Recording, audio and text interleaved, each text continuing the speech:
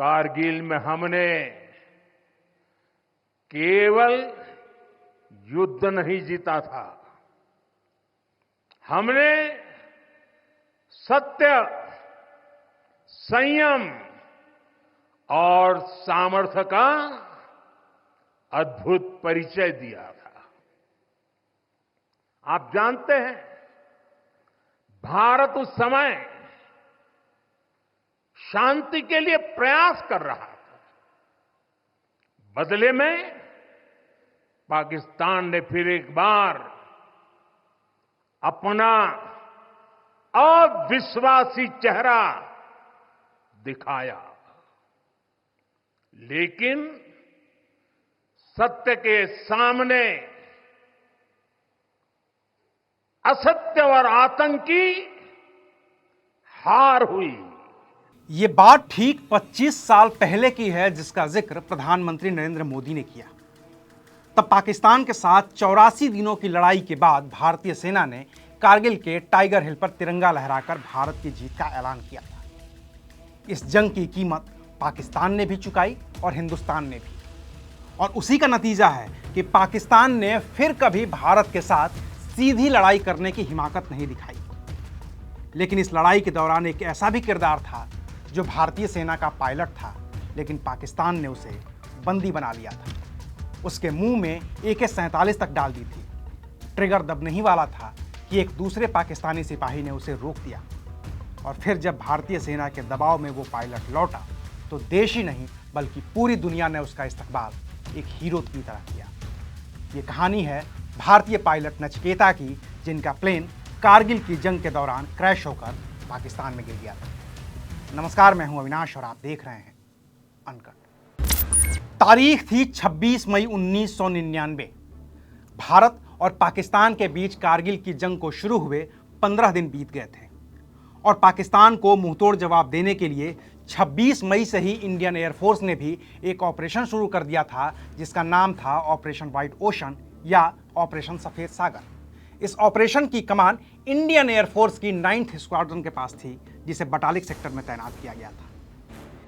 इस ऑपरेशन के शुरू होने के अगले ही दिन यानी कि 27 मई 1999 को फाइटर पायलट नचिकेता MiG-27 को लेकर उड़े। नचिकेता के साथ 3 और फाइटर पायलट भी MiG-27 लेकर उड़े।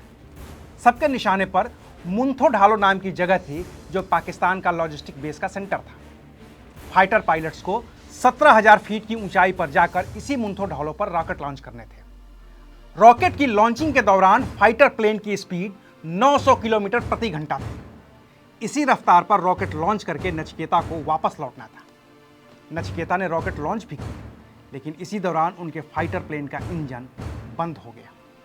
तब MiG-27 में सिर्फ एक ही इंजन हुआ करता था। आज की तरह 2 इंजन नहीं हुआ करते थे, और इंजन के बंद होने का मतलब सिर्फ क्रैश ही था।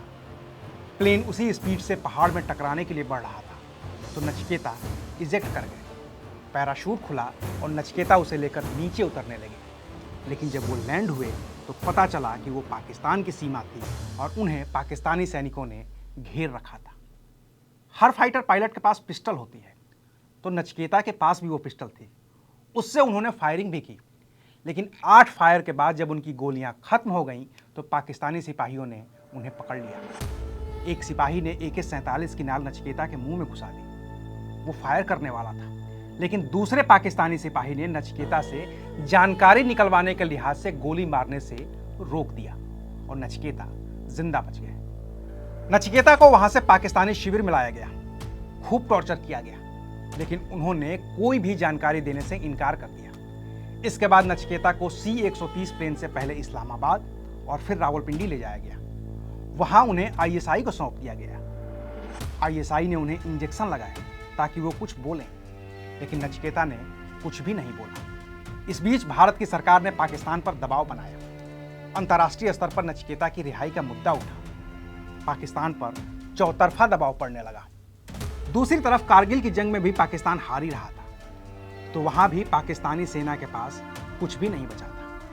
लिहाजा पाकिस्तान ने खुद के बचाव के लिए नचिकेता को रिहा करने का फैसला किया। ISI की कैद से नचिकेता निकले और फिर international organisation Red Cross Society के जरिए उन्हें भारतीय दूतावास के हवाले कर दिया गया। जब नचिकेता की वतन वापसी हुई तो पूरे देश ने एक हीरो की तरह उनका स्वागत किया और इसके कुछ ही दिनों के बाद भारत ने टाइगर हिल पर अपना तिरंगा लहराकर भारत की जीत का ऐलान कर दिया। इस 84 दिन लंबी लड़ाई में कैप्टन नचिकेता इकलौते थे जो युद्धबंदी हो गए थे और जिन्हें सकुशल रिहा करवा लिया गया था। लेकिन इस लड़ाई ने भारत के 527 जवानों को शहीद कर दिया, जबकि 1363 जवान घायल हुए थे। वहीं पाकिस्तान के करीब 3 से 4 हजार जवान मारे गए थे। ये लड़ाई पाकिस्तान की आखिरी लड़ाई थी जिसमें उसे मुंह की खानी पड़ी थी और उसका इतना बड़ा नुकसान हुआ था कि वो 25 साल बाद भी उसकी भरपाई नहीं कर सका है। शुक्रिया,